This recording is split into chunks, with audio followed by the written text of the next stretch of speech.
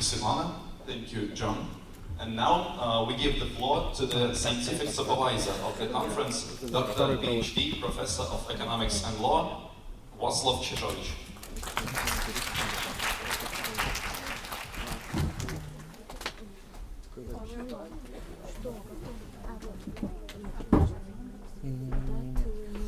Такой микрофонный. Ну, типа Джека. Very wonderful, everybody. I think that the most of you know, but just right now, I have again this pleasure and honor to be with you and to work with you. Today is a special day because we haven't here the spirit movement of this conference. Professor Yelena Bogdanova, he's absent. She is absent, but his spirit is with me even and with you. I would like to express my thanks to her. And Yelena Gardieva is also this good spirit and body who is with us, as well as all our partners from ITMO. Today, I would like to underline that this movement to arrange this kind of meetings, this platform, is for all of you, as well as students, professors, practitioners, theoreticians, and business. It's very important, particularly when we are going to the practical aspects, when the good theory is the best practice methodology, and you did it in your papers. I checked all 44 papers, and I can say with the great pleasure that they are better than the last year. Congratulations for all of you. And the second question, that today we have a part of new jury, and we can compare it with the new point of view for these questions. And I hope that all our points of view will be in favor not only to the winners, but also for everybody. And just right now, I would like to change my language from Shakespeare's into Pushkin's language, because today we have two languages as working languages for this conference. And this situation permits me that I will change this language into Russian. Я хотел бы еще раз подчеркнуть, что это событие, научное событие, имеет тоже большое практическое значение, о чем говорили мои предшественники, которые подчеркивали то, что эта теоретическая работа готовит вас, как студентов, к следующей, будущей работе не только в таможенных органах, потому что вы тоже готовитесь как специалисты по таможенному делу для бизнеса. И, по-моему, часть из вас выберет бизнес, не государственную администрацию. Но все равно, куда бы вы ни пошли, везде уважают таких специалистов, как вы. Знаете, студентом человек бывает, директором, министром бывает, а специалистом он есть. И такими специалистами вы будете. И, наконец, я хотел бы вам представить своего близкого друга, выдающегося профессора, который присутствует с нами сегодня, международно известный профессор из Мексики, Андрес Роде Понсе, который является на самом деле автором многих теоретических работ, посвященных таможенному праву, но и заодно он практик, который прошел министeriальные и другие бизнес-практики, а сейчас является президентом Международной академии таможенного права. Entonces, quisiera presentarle mi gran amigo, profesor Andrés Ponce. Este es un gran honor y privilegio para nosotros que usted está con nosotros hoy día. Gracias, and congratulations. I тогда, just right now I have to repeat this in English because it's really the greatest specialist, president of the International Law Academy, Professor Anders Rode Ponser. Thank you very much for all of you. And I have to say you, have the great success, fruitful conference, and I am so sorry, but I have to leave you tomorrow before lunch. Once again, many, many thanks for organizers, congratulations for participants, and for the new winners of the competition. Thank you very much. Thank you very much, Václav. Dear guests and participants, today during 2-hour sessions we will hear 17 presentations of research papers. The students' research presentations will be evaluated by the members of our jury. The first one is Mr. Hao Wu, the World Customs Organization.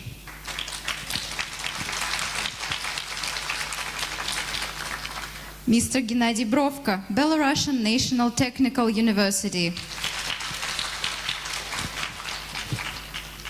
Mr. Václav Chizhovich, Warsaw School of Economics. Miss Nadia Deli Anthony, Verona University, Italy. And Professor Cesare Gagliardi, Verona University, Italy. The members of our jury will have to choose the best students' research to be presented at the Youth Forum of the WCO PICAT Conference. The international youth event will take place in Tunis, the Republic of Tunisia, on the 28th of September 2017. There are 9 presentations in the first session of our conference. The first part will be followed by a coffee break. Then we will move to the second session with its 8 presentations. The first day of our conference will end up with making a group photo of all participants and the jury meeting. The awarding ceremony will take place tomorrow, here at this assembly hall after the session of the open lectures delivered by our invited experts. The members of the jury will announce their results and recommend the best students' researchers for participation at the PICAT Youth Forum. Dear guests and participants, please follow the schedule of the conference program.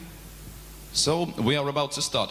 Dear participants, please note that your presentation must take no longer than 7 minutes. And our first participant is Khokhlova Anastasia, ITMO University.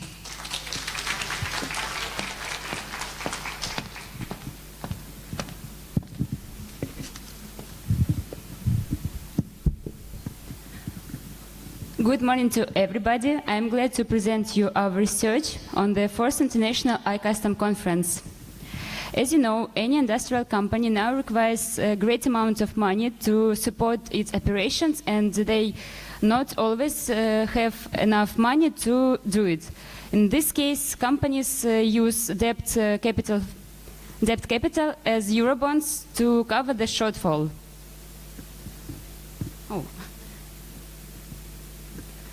More and more foreign companies now enter the international bond market. Unfortunately, not all Russian companies have the same opportunity because of imposition of sanction restrictions. And as a result of policy of EU and US countries, 350 Russian companies, including leading banks and main players of the commodity markets, do not have access to this market. What is Eurobonds? Eurobond is a bond that placed in the market and in currency that is foreign to this market. Always it's support with the help of international syndicates of banks that act as the underwriter. The placement of Eurobonds has advantages as for issuers, also for investors. And you can see on the slides all advantages for both participants of this process. First, sanction restrictions were introduced to the market in March 2014. On the slide, you can see dynamic of placement by Russian issuers in the period from 2014 to 2016. You can notice that the difference between the beginning and the end of this period is 4 times. And this dynamic shows negative consequences of imposition of sanction restrictions. Now, Russian issuers find the international bond market still attractive, and they try to enter it if they have access. On the screen, you can see names of companies that have used this opportunity. They have placed Eurobonds in first quarter of 2017. One of the companies that do not have access to the bond market is public joint stock company Gazpromneft. On the slides, you can see the borrowing portfolio of this company, and 3 last lines are Eurobonds that were placed by this company before imposition of sanction restrictions. All of them have lower prices, lower interest rates, big amounts of borrowing, and longer periods of time. That is very important for debt capital.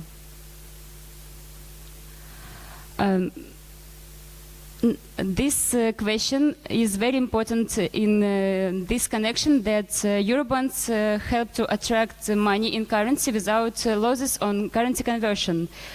And it's a very important aspect in this connection with Russian very strategically important companies and industries as oil gas industry, because they import equipment from abroad, and they need money, they need currency to pay for it.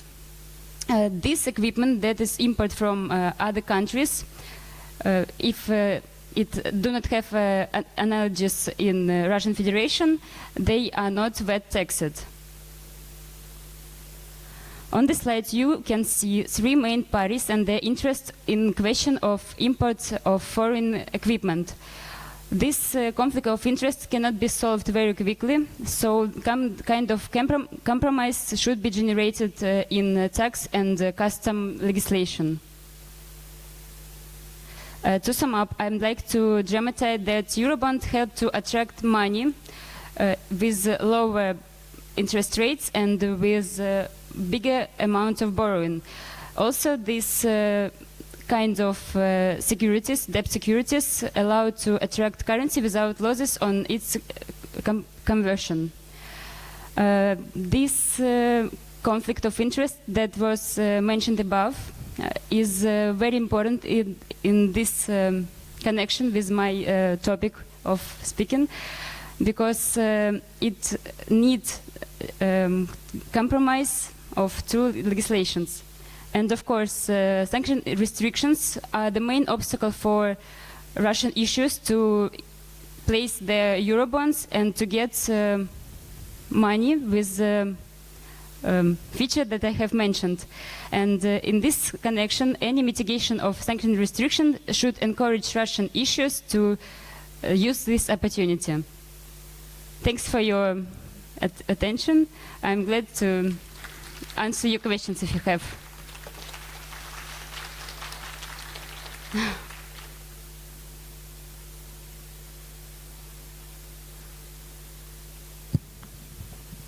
Hello. Hello.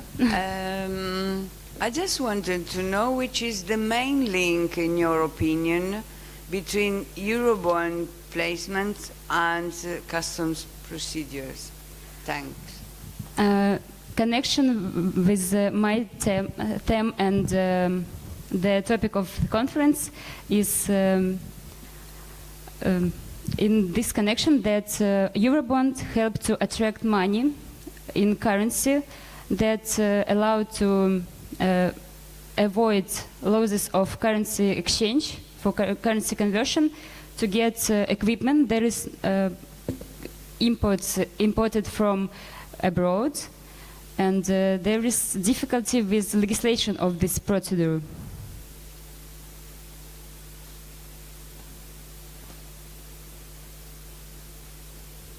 Thank you.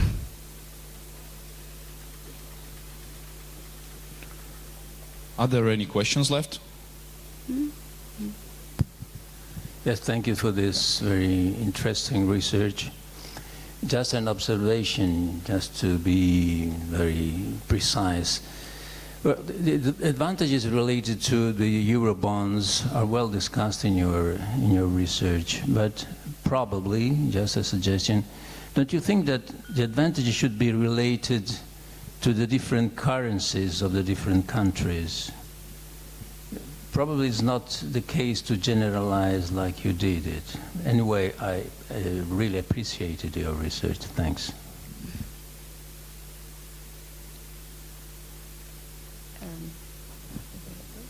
Is that all? Yeah. Yes. Thank you very much. Thank you, Anastasia. Thank you. And the next participant is Zhivlakova Anastasia, Belarusian National Technical University.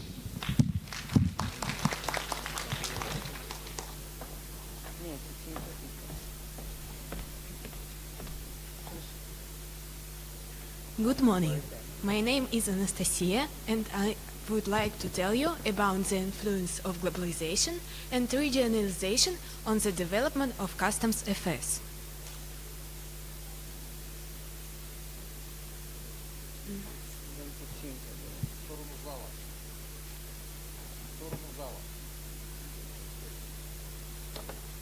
Today we can say that all states in the world are the participant of international trade. That's why all processes in the world influence the development, and the main goals of my research is to study world trends and the influence of customs union on the development of states and its policy, especially on economic policy. The most acute issue is the preservation of independence of the national customs policy with the need to harmonize activities within the Union.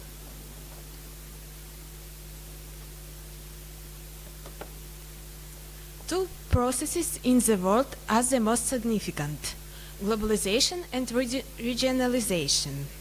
Some researchers believe that these processes are the most cardinally different. After studying them more carefully, we can say that these processes have common goals, and regionalization allows to specify a lot of the world processes. These processes concern the sphere of customs. Various associations have been created within globalization. In particular, the World Customs Organization was established in the customs sphere, and it carries out the development of some issues as the classification of goods, customs valuation, and so on.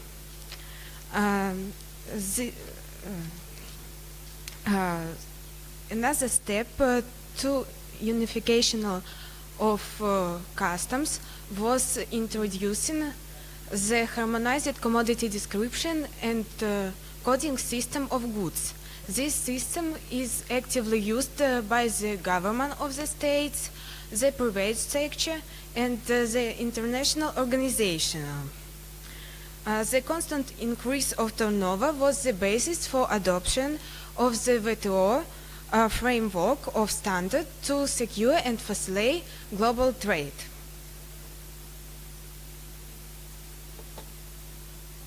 One of the more characteristic tendencies of the development of states has become a sharp increase of the number of regional trade agreements. The choice between the type of agreements depend on the products of export. This is due to the fact that raw materials exporters have no problem with selling their goods abroad. But state exporting non-raw materials trade in the face a large number of protective barriers and a strong competition. That's why the need to liberalization of market access. which the free trade agreements gives them.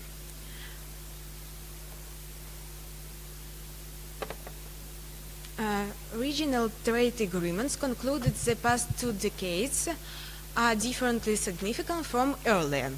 So regional trade agreements concluded the creation of the WTO was connected with the question of trade and goods and were aimed mainly at the additional bilateral liberalization of customs tariffs.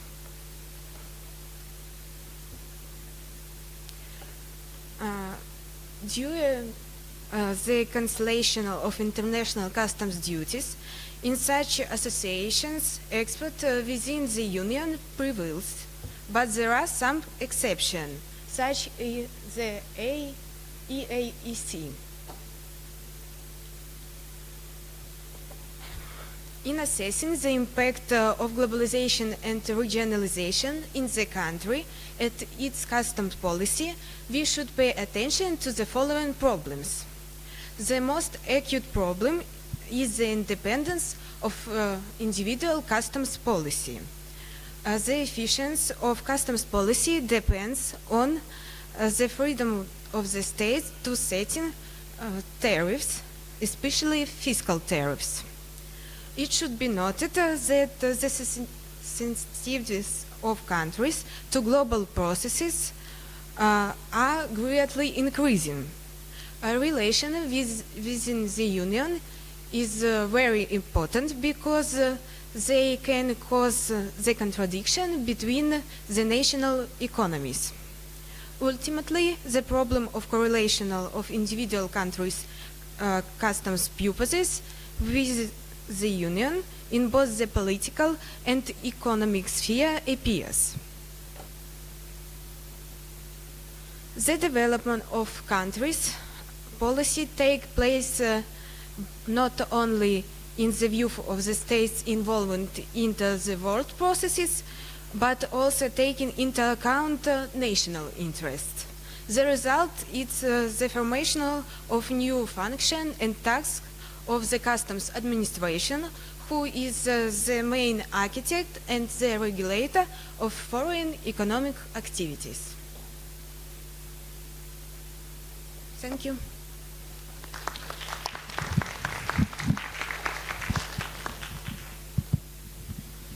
Thanks for your presentation.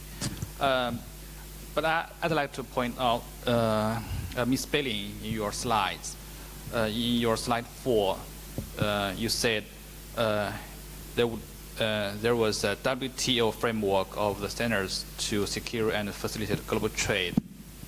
I think you are talking about the safe framework, but the framework was developed by WCO instead of WTO. This is just one point. I'd like to raise one question to you. As you are talking about globalization, this is a very big issue for the international organizations like WTO and WCO. So my question is, how do you think about the role of international organizations like WTO or WCO can play in promoting globalization? Thanks. Thank you for your question. I think that the EAEC is the international organization, and we should pay attention to the secure of our border and also to correlate our activities within this union, for example, for using the risk management system, which is based on the common information to promote our trade within this union and to secure national interests with the need to harmonize our activities. Thank you.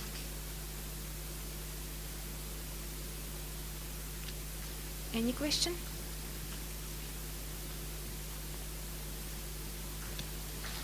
Thank you.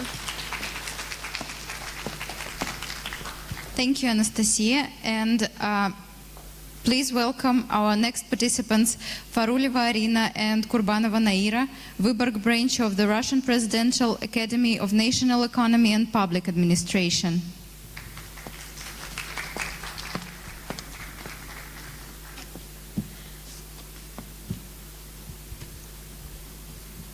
Good morning, dear colleagues. Our report about European Union and Eurasian Economic Union. Today, the European Union is the most ambitious regional integration process. At the same time, the customs union of Russia, Belarus and Kazakhstan created in 2010. With its subsequent transformation into the five-nation Eurasian Economic Union, represents an important example of regional economic integration in Nova and Central Eurasia. The potential interaction between the two integrated associations which have emerged of the Eurasian continent opens up the possibility of accelerating the economic development of the member countries. On the other hand, there are significant difficulties in terms of ensuring compatibility and compliance with the principle of fairness in the distribution costs and revenues with such cooperation. Despite the current crisis, there is a foundation for mutual interest in economic integration. It's based on geographical proximity, significant trade flows, investment relations, economic security, the interest of the emerging countries of the Eurasian Economic Union, even transfer of European technology. The unsolved issue of cross-border infrastructure, the represents of the common neighborhood countries, etc. Next slide, please. According to experts, in the next few decades, the world economy will continue to rearrange the force sources. The industrialized countries of North America, Western Europe, and Japan will gradually lose the role of leaders despite project slowdown in China's growth approximately after 2020. For the emerging Eurasian Union, deep economic integration with the EU is very important. Firstly, the EU is the biggest trading partner of Russia and Kazakhstan. More than half of Russian trade turnover with the EU. Thirdly, the emerging Eurasian Union. Secondly, the EU could have played an important role in solving problems of modernization of the EU countries. Next slide, please. Thirdly, the emerging Eurasian Union is currently initiating series of free trade agreements with smaller partners, including the European Trade Association, EFTA, and Vietnam. The EU should be seen as a major long-term partner in this context. Next slide, please. Fourthly, the problem of Ukraine can be solved only within the framework of deeper economic cooperation between the EU and the Eurasian Economic Union, when emphasizes the importance of such cooperation. However, EU is interested not only in the agreement of free trade, but also in a full-scale comprehensive agreement with the Eurasian Union. There are many different versions of the agreement between the EU and the EU, starting from agreement of pervasive free trade zone and ending with comprehensive economic and trade agreement. Next slide, please. Classical free trade zone is not advantageous either for Russia or for Kazakhstan, as both of these two countries export mainly raw materials. Due to the structure of trade flows, Russia and Kazakhstan are not interested in a free trade regime with the EU in the narrow sense. The concessions in trade should be compensated by counter concessions and by progress in the other trade areas. Particular attention should be paid to non-tariff barriers. Perspective for cooperation between the EU and the EU are energy, transport, and infrastructure, and more. Intensification of the efforts for the normalization and development of relations of the EU and the EU should be with a view to the conclusion of the long-term integration of comprehensive agreement between the two unions. alleged cooperation agreement between the EU and the EEU should be comprehensive in view of the breadth of problems covered, the volume and the structure of relationship and the degree of interconnection between the two integration associations. The agreement can cover many areas of cooperation, from the free movement of capital to trade in goods and services, visa requirements, technical regulations, intellectual property right protection, the development of cross-border and transit infrastructure, including transport, energy, and telecommunications. Next slide, please. Concerning the cooperation between the EU and the EEU in the energy sector,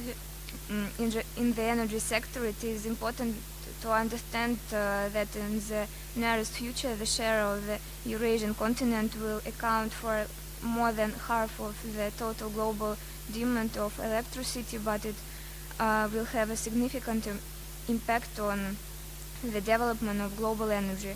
What will await us in the future, the development of cooperation and integration in the energy sector, or increased competition of resources and pipelines?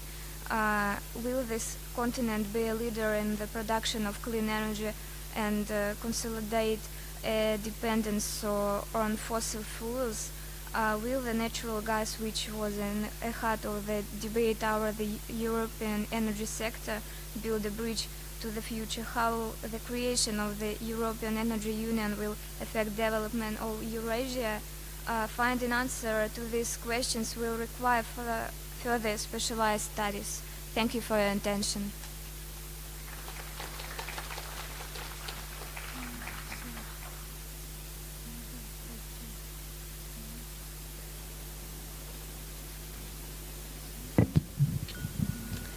I've got a question for you. Speaking of European Union and Eurasian Economic Union, I just wanted to know if you are aware of the fact that there might be any custom officer exchange program between European Union and Eurasian Economic Union. In the negative answer, simply, you should start to propose it, because focusing on the same problem, you know, exchanging a custom officer and have their report from both sides could be really a great help. Thank you.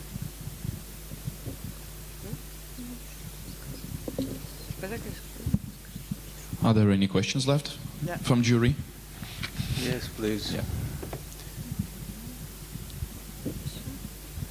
Okay, I read it with great interest, but please, can you add some more reasons why Russia is not interested in a free regime with EU, the United Europe?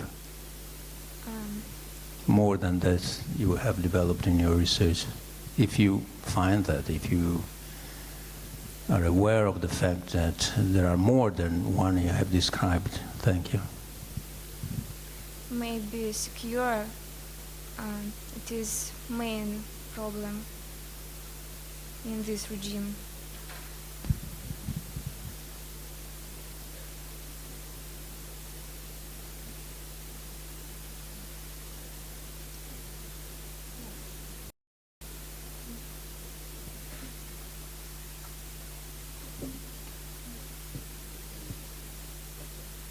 Okay, thank you very much.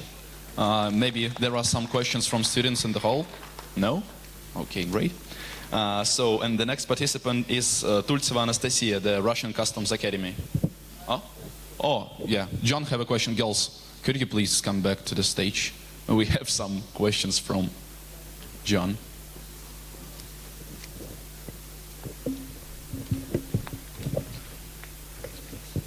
Actually, I'm not sure if this is a question for the participants or for Nadia, but I would like to know the answer. Is there an exchange program? Is there an exchange program between the EU and the EAEC?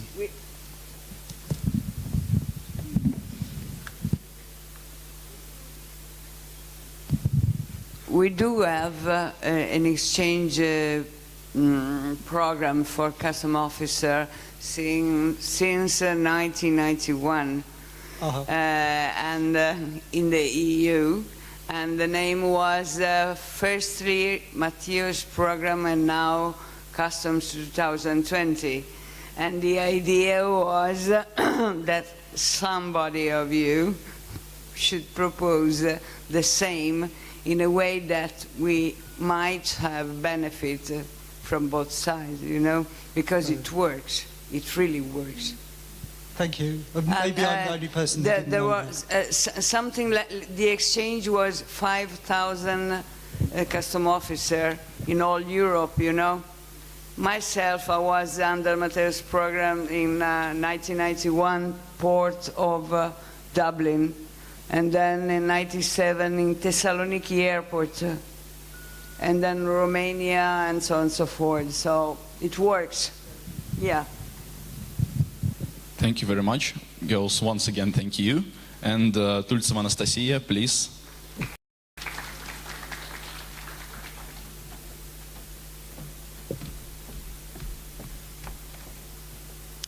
Good morning, ladies and gentlemen. My name is Tultseva Anastasia, and the topic of my research work is customs tariff on goods of internet trading. The World Customs Organization is concerned about the regulation of internet commerce. Excuse me. Next slide, please. Thank you. This position was confirmed at the 76th session of the World Customs Organization. The volumes of internet trade are growing. In 2006, the volume of deals in online stores reached several $100 million, while in 2016 it was equal to $2 trillion. The government of the Russian Federation, authorized by the President of the Russian Federation, has come to the conclusion that the change in customs duties on internet purchases is expedient and necessary for Russian companies. The customs duties which are enforced at present do not provide equal conditions for market participants. The World Customs Organization recognized the problem of internet commerce regulation essential, which stipulates the interest of the World Customs Organization in the collaboration with digital platforms to regulate cross-border e-commerce. The position of the Russian Federation is backed up by the fact that such a general problem exists among the member countries, such as Russia, European Union, and USA. The import regulation with fair collection of payments as the companies which are engaged in internet trade make use of high threshold rates of duty-free import of goods without paying taxes. Such companies gain an advantage over local companies. Next slide, please. When discussing this problem of research at the 76th session of the World Customs Organization, foreign representatives expressed their solidarity with the innovations introduced within the frameworks of changes in imposition of customs duties on internet trade goods. Among these representatives, you could see Mr. Anthony of Kastrissianakis and Mr. Adin Aliyev, head of the Azerbaijan Customs Service. It's important to note that Mr. Kunia Mikuria stressed the fact that the development of new technologies would allow to reduce the threshold rate of duty-free import of goods. In 2017, the Eurasian Economic Commission is planning to introduce a new customs code of the Eurasian Economic Union. The innovation will be accompanied by the changes in the imposition of customs duties on the goods which are sent through e-commerce. At the moment, the Russian Federation is under the limit on international mailings sent within a month to only one recipient in the amount of up to 1,000 euros, and the total weight of the goods is to be not more than 31 kilograms. If the customs duty exceeds 30% of the figures above, it will amount to not less than 4 euros per kilo. Next slide, please. In this connection, it's advisable to consider the experience of the European Union in the matter of levying customs duties on internet purchases. For example, Germany applies the following scheme of customs duties imposition.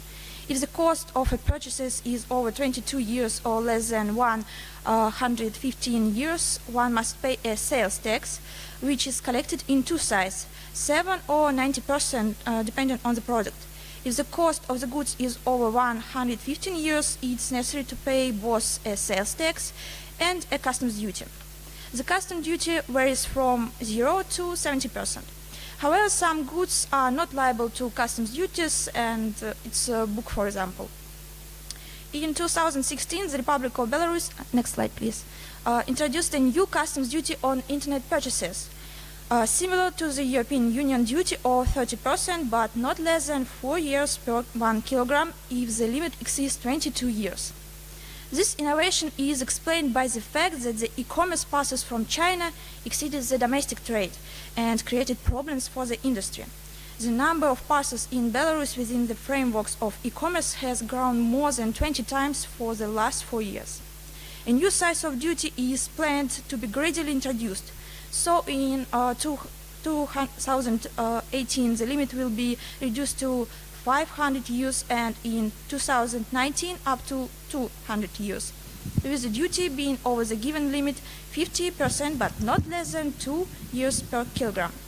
It should be noted that introducing this alteration into the project of Customs Code of Eurasian Economic Union was accompanied by the settlement of this question with representatives of the Republic of Kazakhstan. The territory of this state is the main trade route of online shopping from China to the Russian Federation. Next slide, please. In 2016, the market of cross-border trade in Russia grew by 50% as compared with 2015. You can see on the slide dynamics of Russian internet commerce market. The Russian Federation became the leader in the number of purchases on the internet site AliExpress in 2016, followed by the USA and Brazil. Methods of delivery of goods in internet trade in Russia in 2016, you can see on the next slide. Thank you. There are Russian Post and other organization delivery companies such as DHL, DPD, Delivery Russia, etc. Next slide. The Russian mostly buys the following goods through e-commerce, and these categories are represented on the slide. There are home appliances, clothes, shoes, and other goods. For the last 3 years, online sales have doubled. The market of internet trade is becoming more and more in demand in the world under the conditions of emergence of mobile appliances facilitating trade. New changes in the legislative base, the checking of parcels, the aligning of trade terms and conditions. This tendency intensifies the need for changes in customs duties on internet purchases. It's necessary to work out the mechanism of customs duty payments for each type of the goods. To solve this problem, it's possible to make use of special mechanism of the Russian Post, of a separate informational system of payments registration, as well as of the special staff of customs representatives. Next slide. It's important to remember that the Russian Federation is a member of the Eurasian Economic Union. The countries members of this union apply different duty rates and limits. Currently, the hard and fast limit is established in the Republic of Belarus, amounting to 22 years, while in Russia and Kazakhstan they are most liberal. Thus, when implementing changes in customs duties and the limit in Russia, even if Kazakhstan leaves the customs rate and the limit unchanged, new channels of delivery of goods via Kazakhstan can be formed.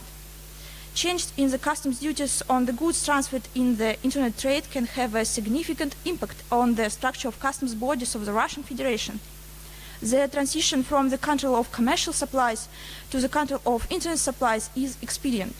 This is due to the fact that the reduction of a threshold limit rate will lead to a significant increase in the goods transported in the internet trade. They will be liable to customs duties, and that means they are not there to be controlled by the customs bodies with the view of customs duty evasion. The question of retraining the customs personnel is becoming a must with the purpose of the most efficient work with individual products, internet purchases. It's necessary to consider the security factor of transported internet packages, which is to be taken into account with elaborating the program of retraining. It's important to understand that the essence of customs control of international post mailings may be taken as a basis. Under the circumstances, Strategy 2020 is losing its relevance. It does not fully consider current realities and the development of internet commerce in the world and in the Russian Federation. Thus, the Federal Customs Service of Russia, supported by the World Customs Organization, believes it expedient to elaborate the plan of introduction of new customs duties on the goods transported in the internet trade frameworks, considering the experience of foreign countries and specificity of the Russian Federation. Thank you for your attention.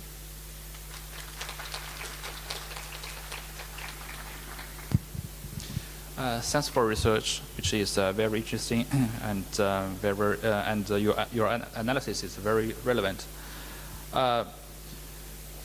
As I see from your title here, you are talking about the internet trading, but I guess you are talking about e-commerce. So usually we just say e-commerce instead of internet trading. And just one point I'd like to figure out. I'd like to just point out. You mentioned the 76th session of the WCO meeting. Actually, to be accurate, we say 76th session of the WCO Policy Commission. But generally, the research is very, very good. And I'd like to raise one question to you. If we were talking about the custom duties on e-commerce goods, we cannot avoid the concept of the de minimis. So how do you think about the significance of de minimis in Russia's legislation or just Russia's policy for promoting e-commerce? Thanks. If I understand you properly, you asked me about minimal duty rate of e-commerce. As for me, it's this new duty for e-commerce goods. It's really a good way for Russia because it's a proper rate that new customs code will be used for e-commerce, and it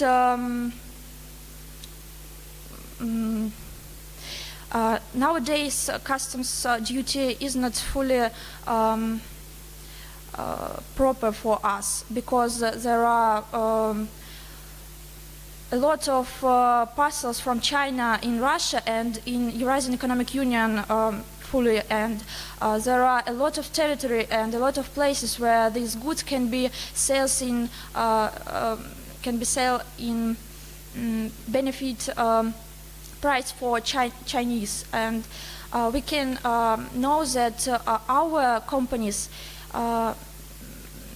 they are needed in our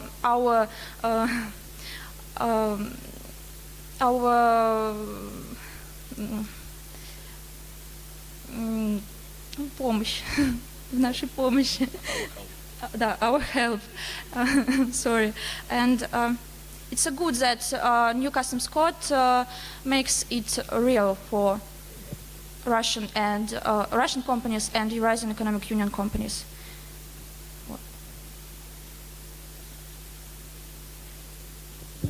Thank you very much. Any questions from the audience?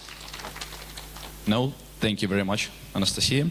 And the next participant is Prudkova Yelena, St. Petersburg branch of the Russian Customs Academy.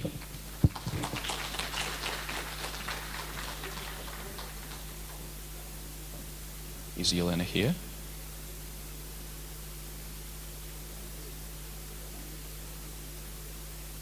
No? Okay. So then the next participant is Fomina Alena from Kemerovo Institute of Plekhanov Russian University of Economics.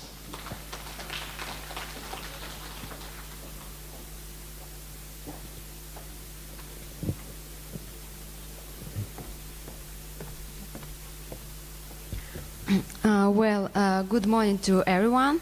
My name is Helena Fomina, and I want to present you my report, which is called Risk Management System in the Field of Customs in Russia. Next slide, please. Currently, there is an active process of globalization. Most countries are actively cooperating with each other in the political, social, and economic spheres. At the same time, the customs offices play an important role in foreign trade activities. They serve several functions, but one of the main ones is to carry out customs control. Now, an urgent problem for the customs offices is the introduction of new methods of customs control, which can help to simplify it and make it more effective at the same time. When carrying out customs control, customs offices apply their risk management system, which is based on the principle of selectivity and allows to use limited forms of customs control, which are sufficient to ensure compliance with customs legislation of the Russian Federation. The purpose of the report is to analyze the application of the RMC in Russia and how to improve it. Next slide. The need for using risk management system in customs control was originally approved in the Kyoto Convention in Chapter 6, which is called Customs Control. There is determined that the Customs Service uses risk management system to analyze it to determine which persons and goods, including vehicles, need to be checked and the extent of these verifications. Next slide, please. The main document in the application of the RMC in Russian Federation is the order of the State Customs Committee of the Russian Federation, number 1069. On this basis, a new system was introduced for the first time. It allows the customs officers to identify and prosecute offenses related to the export or import of goods. Also, the application of the RMC have been reflected in the Customs Code of the Russian Federation in the year 2003. Next slide, please. The development of these provisions obtained in the Customs Code of the Customs Union and in the Federal Law number 311. By this time, the most significant results have been achieved. Currently, a flexible risk management system is the basis of modern methods of customs control, which allows to track the processes of customs clearance in those areas where is the greatest risk of their appearance. Data on the implementation of the RMC in Russia in last 3 years are presented from Table 1 to Table 3. Next slide, please, and please pay your attention at the slide. There are data on the implementation of the RMC in Russia in 2013. Based on these data, it can be concluded that during this period, more violations in the implementation of customs control were revealed to improvements in the risk management system. This is due primarily to the fact that in order to implement the principles of selectivity and adequacy of customs control, subject-oriented approach to analyze and risk management based on industry and auto-categorization was introduced. Please, next slide. Using this approach, the customs offices relied on international experience. The foreign practice showed that for the application forms of customs control can be used not only to information about products, but also the analysis of foreign trade activities of individual companies. Special work has been undertaken to analyze customs stories of all companies. There has been established certain criteria for this, which are automatically calculated using informational resource. The analysis showed that large companies are concerned about their reputation, seeking to minimize the loss of time by all means, including the customs declaration of goods. So they make fewer violations. Then there is created a list of bona fide importers, and for them is set a reduced level of customs control at the stage of the customs declaration. The biggest part of customs control is transferred to the stage after the release of the goods. The number of customs inspections in 2013 decreased by 5 to 10 times. The number of customs and the timing is decreased by 2.5 times because of this. The introduction of subject-oriented approach has led to the reduction in cases of additional security in the declaration of goods by traders, which are related to the low-risk category of violation of customs legislation. Please, next slide. Now let's look at the Table 2. As you can see, in the year 2014, most data were increased because work on the development of the risk management system in accordance with international standards, automation of the risk management process, the identification of risks in all areas of customs control, in the commission of various customs operations were continued. Please, next slide. Significant work on the improvement of applied subject-oriented approach to risk management based on industry and auto-categorization of the participants of foreign economic activity has been carried out. Thus, they are determined over 2,000 participants of foreign trade activities of low risk level. You can see at the slide what part of customs payment they occupy. The use of the subject-oriented approach resulted in a reduction in terms of customs operation with goods conveyed to the participants of foreign trade activities with a low level of risk. Please, next slide. And now we can see the data on the implementation of the RMC in Russia in the year 2015. At this table, we can notice that all data continue to increase. It means that RMC tend to be more effective. Next slide, please. The result of applying the subject-oriented approach was to reduce the period of the release of goods by traders with a low risk to 2 hours 37 minutes. As part of the subject-oriented approach to the category of low-risk violations of the customs legislation were attributed more than 2,000 participants of foreign trade. Please, next slide. To sum up, it concluded that the use of the RMC has a number of advantages. First, it allows to identify the companies that violate the customs procedures. Secondly, its use contributes to the simplification of the customs declaration for the companies with low risk, with saving in time and cost minimization. However, the RMC introduced recently in the Russian Federation, so it requires further improvement in order to detect abuses by unscrupulous employers and expedite customs procedures for low-risk companies. Please, thank you for your attention. And any questions, please?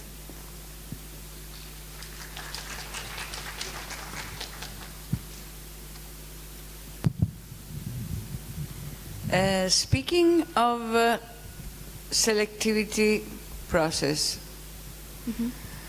how does it work first? And is there any link, in your opinion, between public and private sector? Well, firstly, how does it work? There are some criteria, and based on these, customs offices change companies which spend a lot of time in foreign trade activities and which have less violations. And they have customs procedures less, not take a long time. So, and please, second question.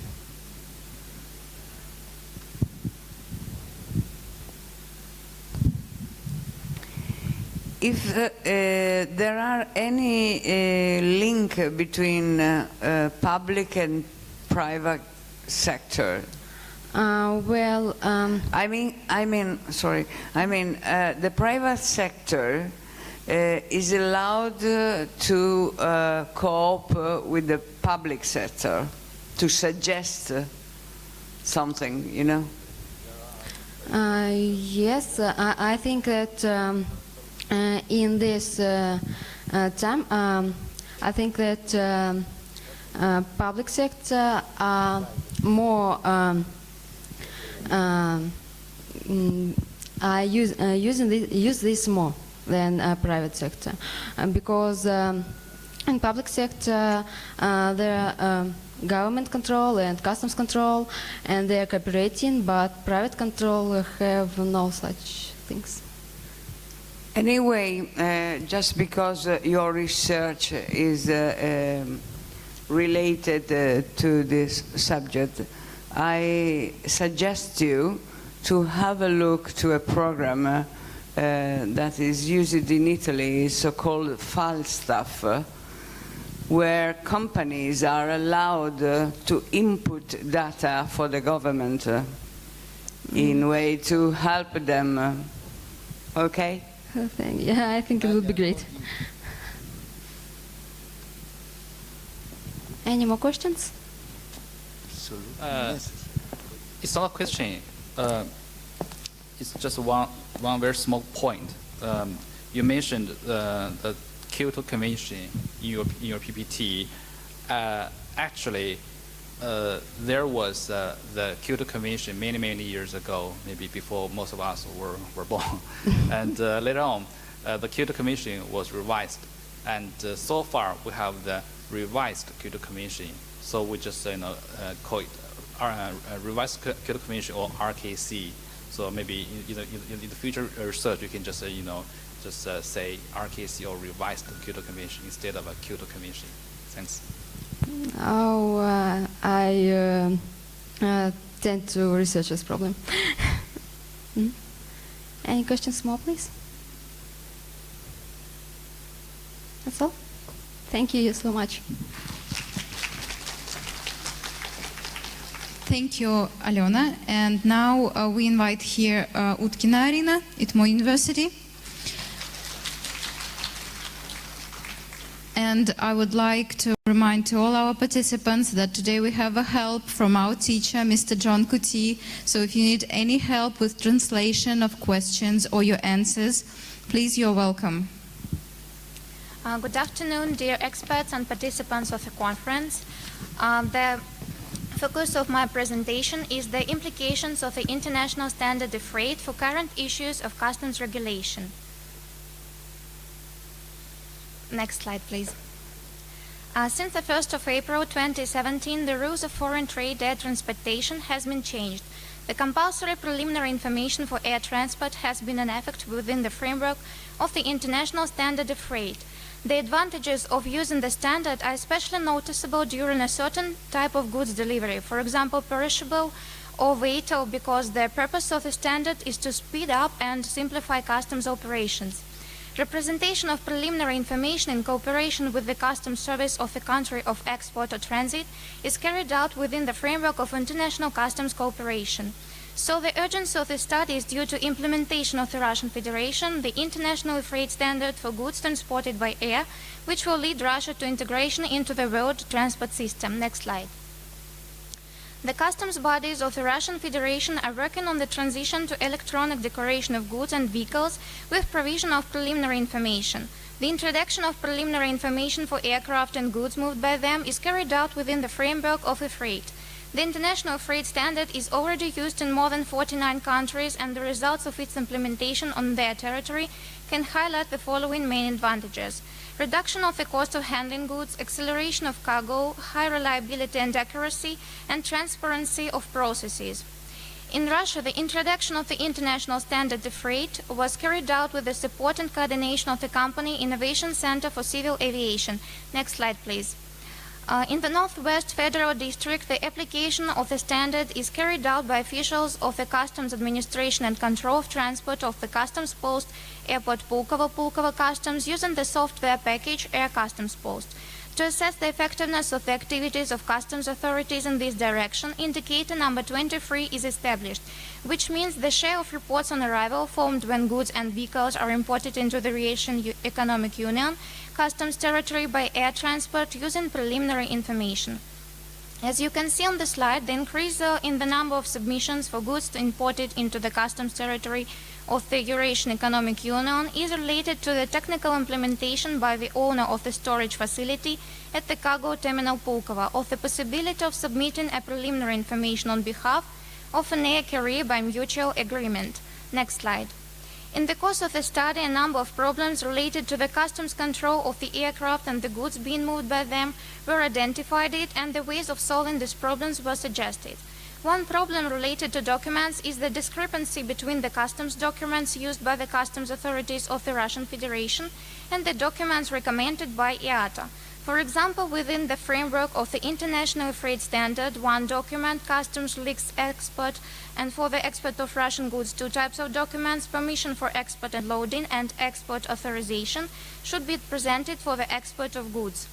In order to eliminate the problem that arises when submitting the preliminary information to officials, the inconsistency of the documents used in the customs control aircraft and the goods they move, I think it's necessary to bring the customs trade and transport documents used by the Federal Customs System of Russia for air transport to the standards recommended by IATA and to reduce their number from 15 to 12 types.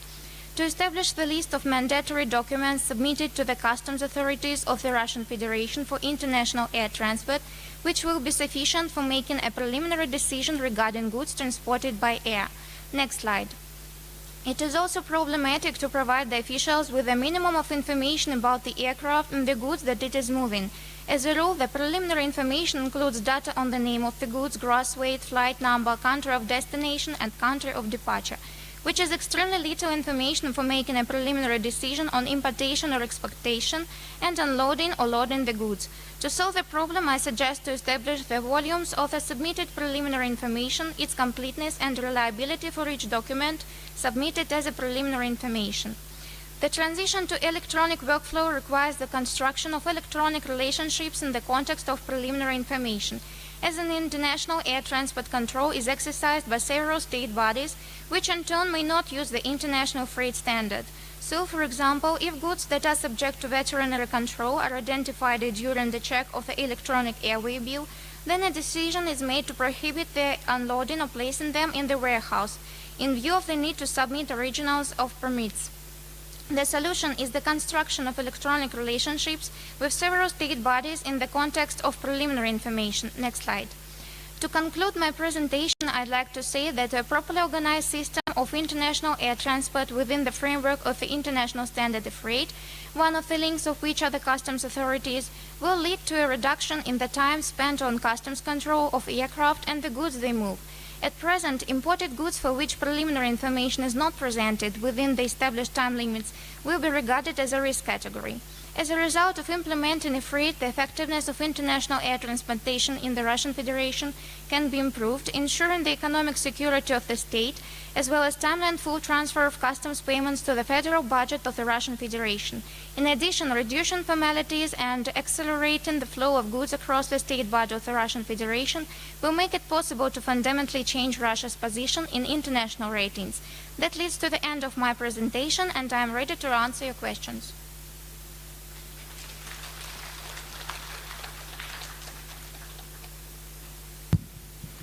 Okay, thanks for research.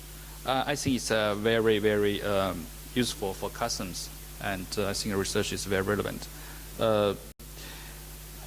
You mentioned the concept of PI, preliminary information. Also, in WTO terms and in WCO terms, we have another wording for that. We call pre-arrival submission. So my questions. I have two questions to you. So the first question, how do you see the cooperation between the shippers and the customs? Because if we are going to promote, you say PI, so we need the manifest information provided by the shippers, especially sea shippers. So how do you think about the cooperation between the shippers and customs? The second question, how do you see the links between PI and a single window? You have mentioned a single window. So how do you think the links between the two things? For example, should the PI be part of a single window, or should the PI be in parallel with a single window? Thanks. Sorry, I didn't catch the first question. Cooperation between who? Between shippers and customs.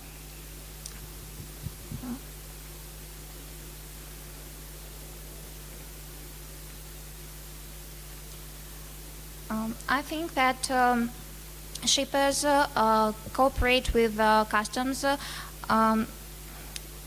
by implement. John, can I ask your help?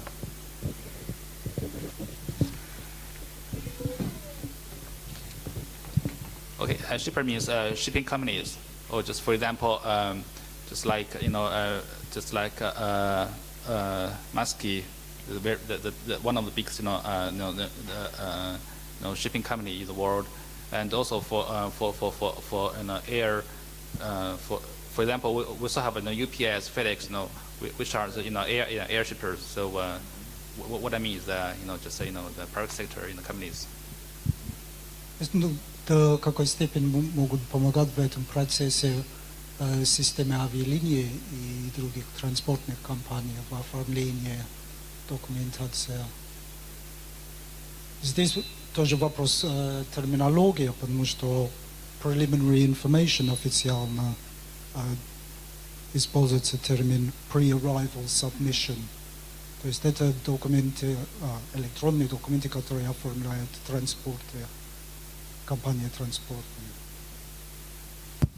Can I add it? It's related, or по-русски. Это относится к преждевременным декларированиям в связи с тем, что тоже ГАТТ предусматривает такие возможности в международном соглашении, что предвысылочные данные должны попасть в таможню. Но самое главное в этом вопросе, может ли таможня сотрудничать с авиалиниями, потому что ваш доклад был про авиатранспорт, тогда системы авиалиний, которые обслуживают карго, я не говорю насчет пассажирского потока, могут или должны. Сейчас ответ на это связан, во-первых, с американским CTPAT, это программа Customs Trade Partnership Against Terrorism, которая требует за 24 часа доставить в американскую таможенную службу CPB данные, касающиеся всего товара и контейнера, который будет наложен на самолет, который направляется в США. Это первое. Потом CBP, второй принцип связан тоже с этим. Это Container Security Initiative, такой же самый закон, который это же самое требует. В Евросоюзе требование предоставляется всем транспортникам, включая авиалинии, за 2 часа доставить в таможенные органы данного государства, члена Евросоюза, в который приземлится впервые самолет с такими товарами. И могут ли таможенные органы иметь связь с системами информационными авиалиний? Да, могут.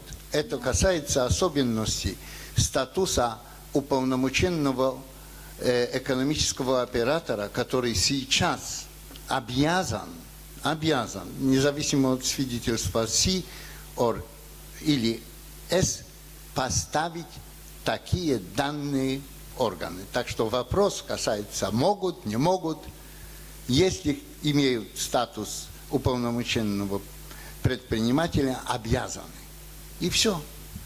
Да, безусловно, они предоставляют данные за 3 часа до прибытия воздушного судна на территорию Российской Федерации.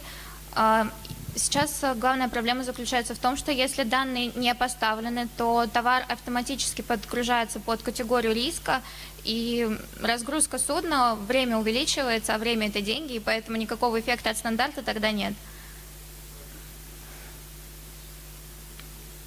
И второй вопрос по поводу системы единого окна.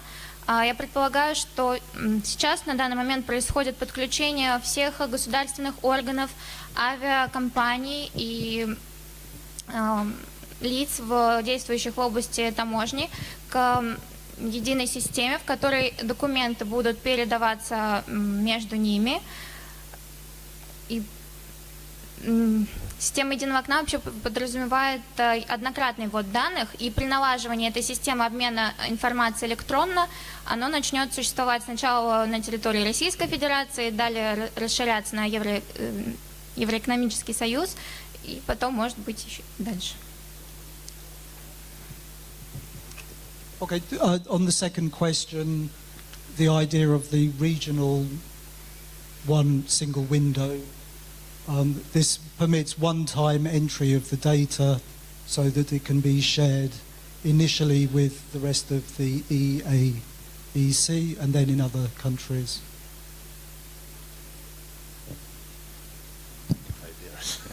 Yeah. Okay, thank you very much. And I think my question is a little bit too technical. And thank you anyway.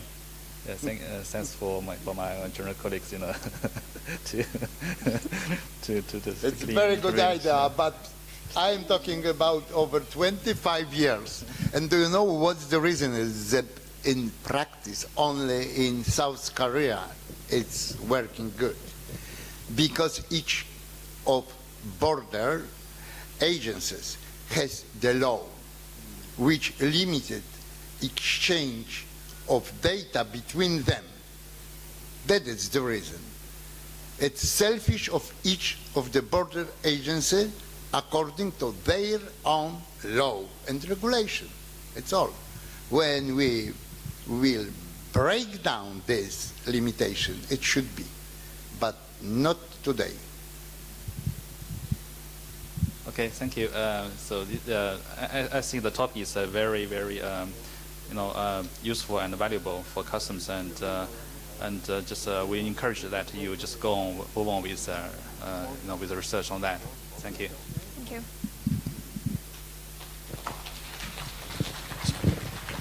Thank you very much.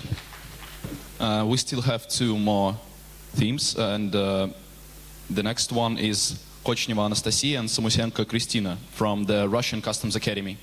Welcome.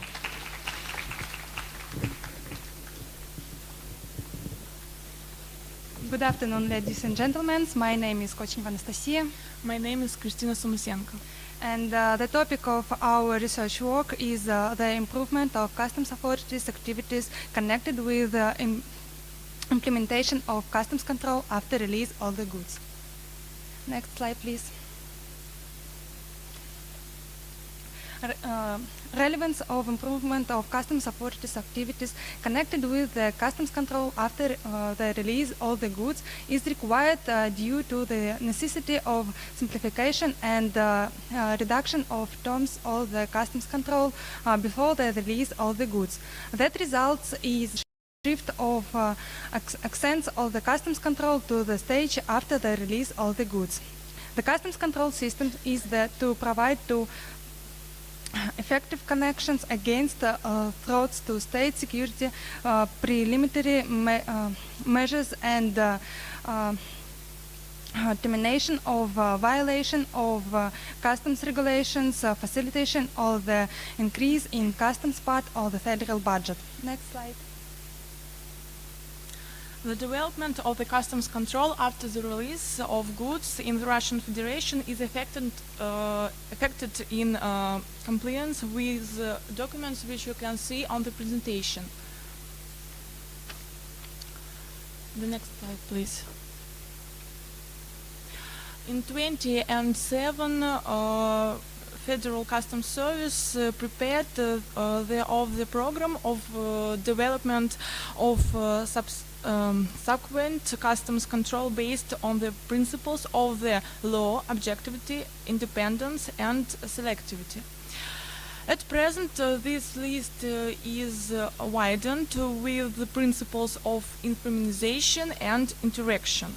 At present, the level of interdepartmental cooperation has drastically changed. Euro-Asian Economic Commission is working on integration of the information system of the customs authorities of its member states and other state authorities. The next slide.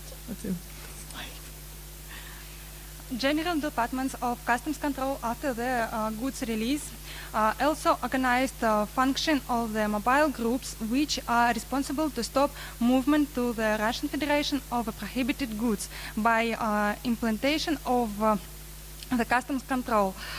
There are results of these groups' activities. They found 1,026 vehicles with a total trade of 30.4 thousand tons prohibited for imports, and 9.9 thousand tons were returned to countries. 3.1 thousand tons were destroyed, and 2 criminal cases and 86 administrative cases were instituted. Next slide, please. In 2016, customs authorities made 7,304 verification after the release of goods, including 4,125 customs checks. In 2013, 7,678 respectively, but at that time quantity of this verification decreased for 40%, but its effectiveness increased for 87%. Results you can see on the presentation. Next slide, please. In 2012, a major part of the customs verification was made on the basis of analytical data of own departments of customs control after the release of goods, and distribution of resources connected with information development between function and law enforcement departments occurred. And inclusion of the Federal Customs Service into Ministry of Finance of the Russian Federation from January 2016, strange cooperation between customs and tax authorities when collection customs control after the release of goods. Next slide, please.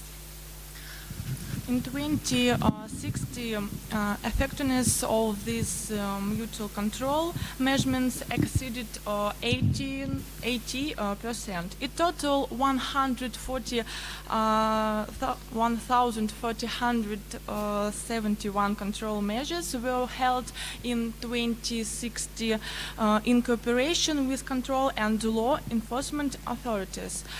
691 measures were arranged in cooperation with tax authorities.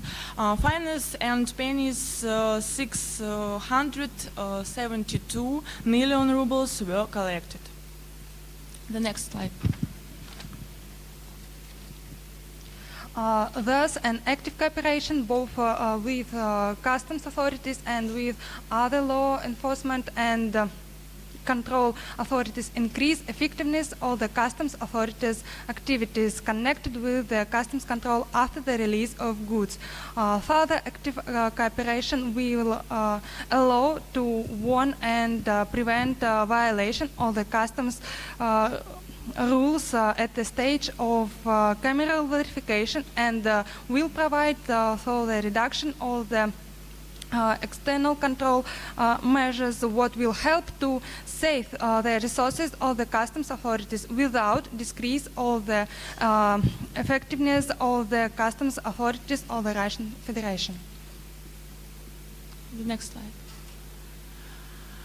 Customs control after the release of goods without doubt facilitate full collection of the customs duties, taxes and other duties, as well as minimize risk connected with violation of the customs regulations.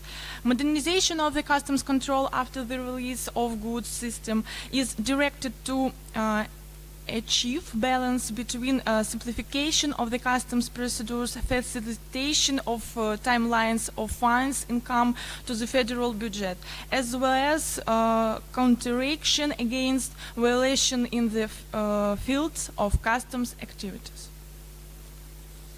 Thank you for your attention.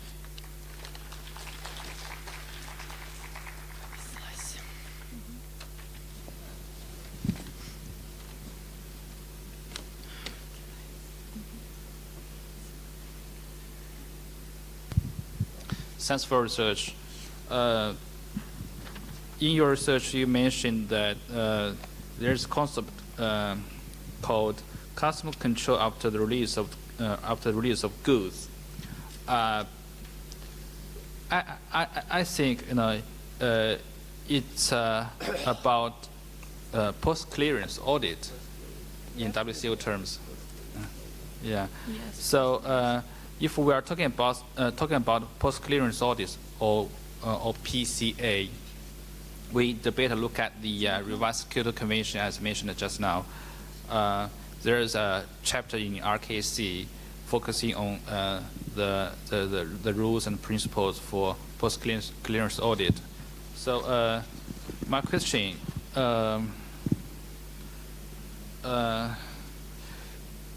do you see any necessities for the private sector, for example, trading companies, shipping companies, to cooperate with customs authorities when the customs authorities are conducting PCA, or as you say, customs control after the release of goods? Thank you. Yes, it's possible because now the main principle is information and interaction between customs and our and other organization and other company too.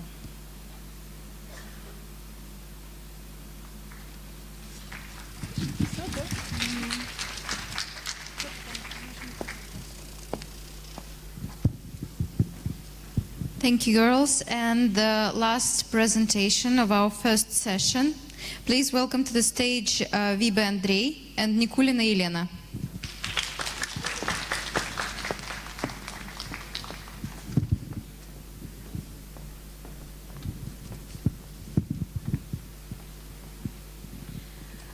Good afternoon, everyone. We are happy to participate in the iCustoms conference and to present you our research paper, Mirror Comparison of Crude Oil Trade Data between the Russian Federation and the Netherlands.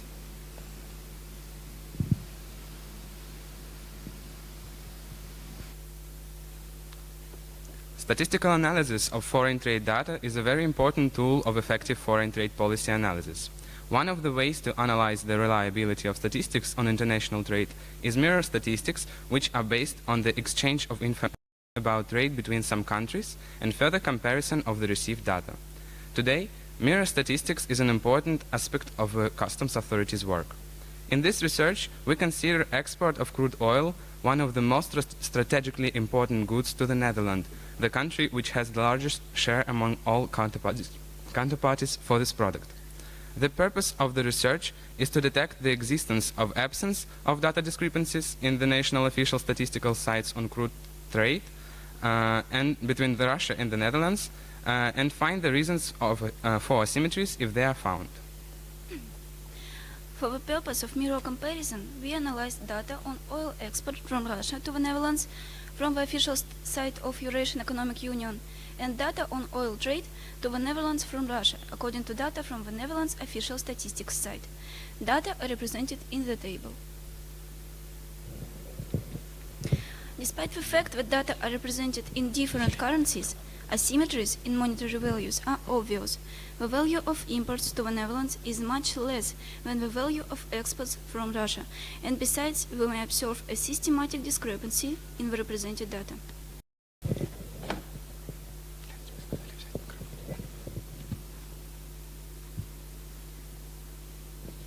In this research, first of all, we compared the methodologies used in Russia and the Netherlands for statistical accounting for the purpose of detection of possible sources of discovered asymmetries.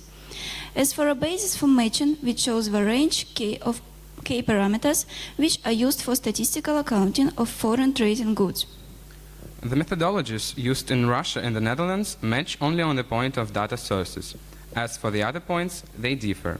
Firstly, the commercial terms which are used for calculation of statistical value differ, but in the case of pipeline transportation, the difference in delivery conditions does not affect the final data at all. Secondly, the currency used in statistics of different countries is various. One may state that this aspect does not play a significant role at all, in the final comparison of data too, because euro and dollar are very stable currencies, and correlation between them was quite steady over the study period. Therefore, we cannot put the represented colossal discrepancy in monetary value down to this reason. Tax and thresholds do not play an important role in the final volume of shipment too, because of the characteristics of researched commodity, its high price, and unprofitability of small batch trade. Fourthly, in the European statistics, the combined nomenclature and the standard international trade classification are used.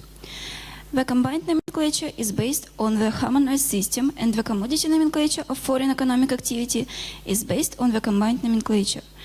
In our research, we consider commodity item 2709, crude oil and crude oil products, which is the same in both the commodity nomenclature in this combined nomenclature. First slide, please. Next. Okay.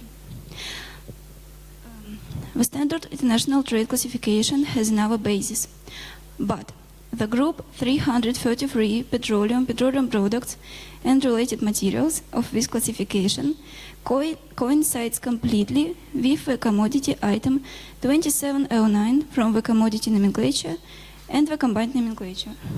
Next, please. Thank you. And again. And again. And again. And again. Thank you. So we can conclude that the main source of asymmetries is the application of different trade systems. Russia, the general system, the Netherlands, the special system. In our opinion, the major problem of the mismatch in the data is the application of the special trade system with exclusion of so-called quasi-transit from the foreign trade data by the Netherlands National Statistics.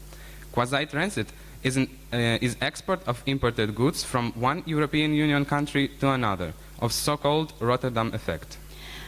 Finally, next please. And again. Finally, we can draw the following conclusions. There are many reasons for a mismatch in international trade statistics. The multiplicity of causes makes it difficult to separate the effects when carrying out a mirror comparison of data on international trade. Oil trade data between Russia and the Netherlands, which are presented in the official statistics sites, are not consistent to a large degree.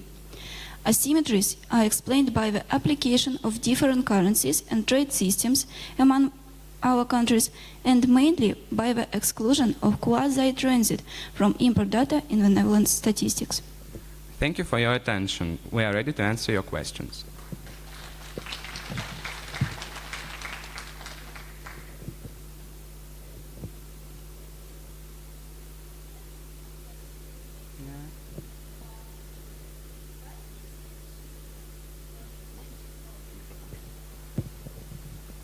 Could you repeat, please, once again?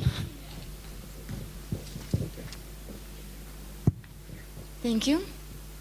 My question is, why did you choose the statistics of Netherlands? Why this country did you choose? Thank you. Okay. Did you know about oil needle? It's the bad situation for our country. Our economic depends on oil trade, on oil prices, and the Netherlands is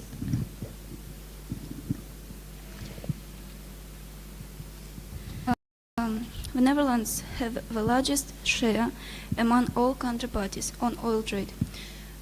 It's a third part of oil exported by our country.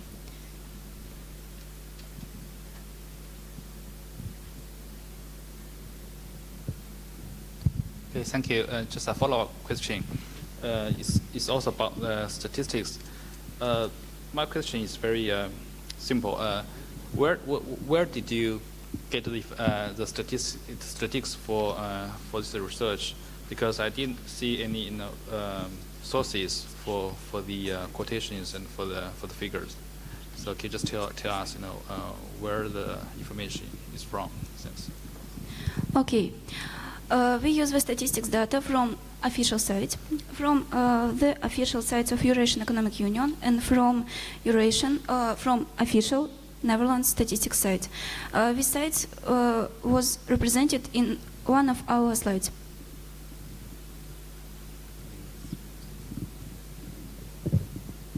Any more questions? No? From the students? No? No, thank you very much. Thank you. Now, dear guests and participants, we announce a 45-minute coffee break, and the second section will start approximately at 1:15 p.m. Thank you.